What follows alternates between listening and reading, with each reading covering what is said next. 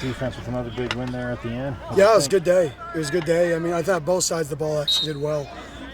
Defense, situational football, obviously when you're not in full pads and you're in tag mode, there's no explosive plays.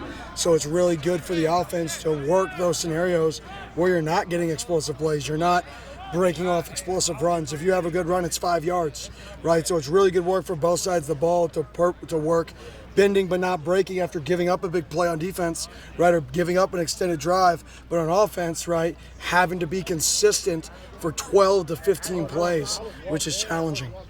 So you have some experience in the secondary, but I mean, what have you seen from the young DBs, the freshmen that have been out there? Yeah, I think we hit on them. I think those are really good football players. I think there's a few of them that can play for us this year. Kenny, what's the plan now for tomorrow? You got through today. What's the plan for tomorrow? We're going to scrimmage tomorrow, hit 15 minutes special teams in the middle of the scrimmage. So we won't hit, the only special team we'll hit in the scrimmage is field goal block. We'll try to get about 80 to 100 plays. I would say we're going to get 1 to 2 drives with guys that have established themselves in positions. And we'll get 6 to 8 drives with guys that are in position battles and guys that need work. But I think you're going to see some of those guys will get pulled earlier than they have, get off the field, and go be coaches and teammates. Have you gotten what you want out of this from a team bonding, get to know each other standpoint? Yeah, I think the guys they're growing together every day. I mean, just doing the fight song up there. We hiked the mountain yesterday, and we got up there. We put a shirt up there, and half the guys wanted to keep hiking to the way top. So it's fun to see the guys get out of their comfort zone and realize they enjoy it. I think that's the biggest thing is you get trapped in your own world of whatever that world is, wherever you're from, and you don't understand what's actually out there, and you're obviously scared of the unknown until you're in it.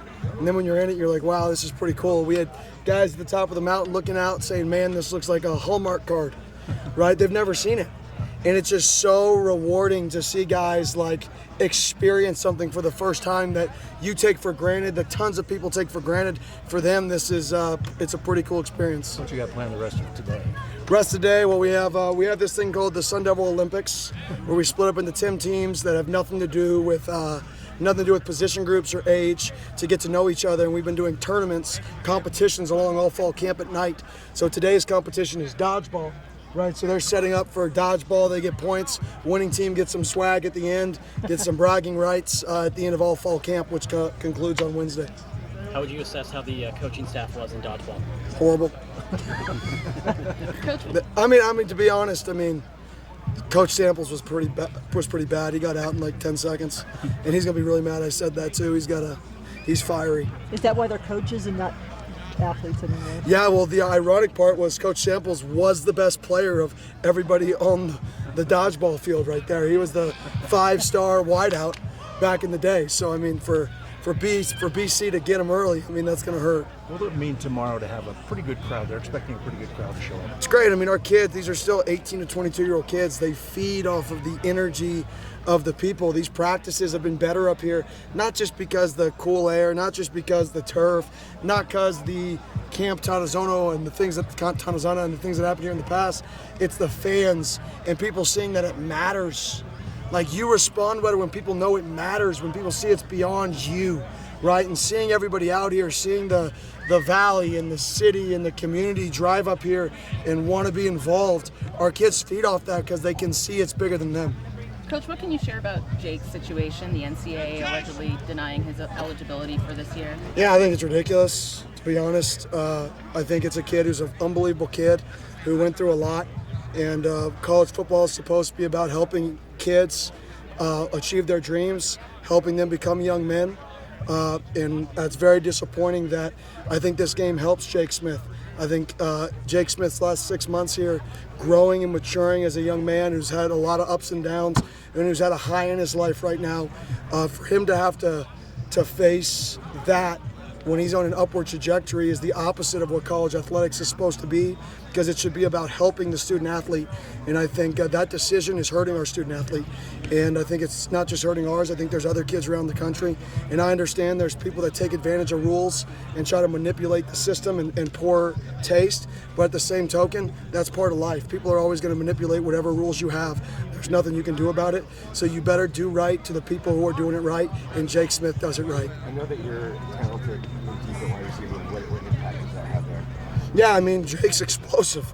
I mean, Jake's a really, really, really good football player, and it definitely affects the football team. But more importantly, Jake's battled and been through so much in his football career, and to have something that means so much to him taken away after all the work he put in, I just, it's not the right thing to do for the kid. And everything we should do in college athletics should be about the kids, not the adults. How's the quarterback situation coming along, the battle? It's good. I mean, it's a good battle. It's back and forth, back and forth.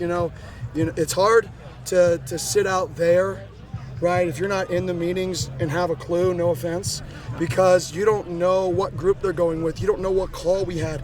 We script things versus defensive calls that are bad plays on purpose.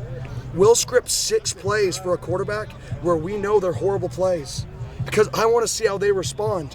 Everybody may say that guy had a horrible day because he was 6 for 37. Little did you guys know, we put him in the most adverse situations possible today to see, did this dude make catastrophic mistakes or did this dude not make catastrophic mistakes? And I think some guys are stepping up in that category of not making catastrophics and keeping us on in rhythm and on pace. It's a hot topic with the fans I've talked to today and yesterday, just saying, I wonder who the quarterback's going to be. I wonder what's going on. Yeah, it's a good question. Coach, I want to go back to that energy aspect that you were talking about, and it's been 2 days in a row now we've seen that from the defense, getting loud, getting amped. How important is that, and do you think there's room for the offense to grow on that front as well? Yeah, I think the cheering is I don't want rah-rah guys who just cheer and wave towels, right? You have to play to your personality, right? I think our defense is that personality. They're the people that are going to be bouncing around and jumping around and cheering and celebrating, right? That's great. Then bring that type of juice. Offense doesn't really have that same energy. That doesn't mean they should just mimic them. You have to play and bring energy that you bring naturally, that's not fake. You can't just try to bring fake energy all the time. People see through that. So I think the defense is just different personalities than the offense. So they're going to show different energies and different types of energies. So I wouldn't want to see our offense necessarily doing that. Would I want to see them being intense and fiery? Yes, like Jalen Conyers play. Yes. Now how do we control it? Because we were a lot better today, but there were still 3 instances where I thought we kind of lost control of ourselves, right, in a moment. And can you channel that passion, channel that energy, and push it in the right direction? And if you can learn to channel that, it's not just going to help you on the football field, it's going to help you in life, because you're going to be faced with situations where you want to respond a certain way, and you got to find a way to channel it.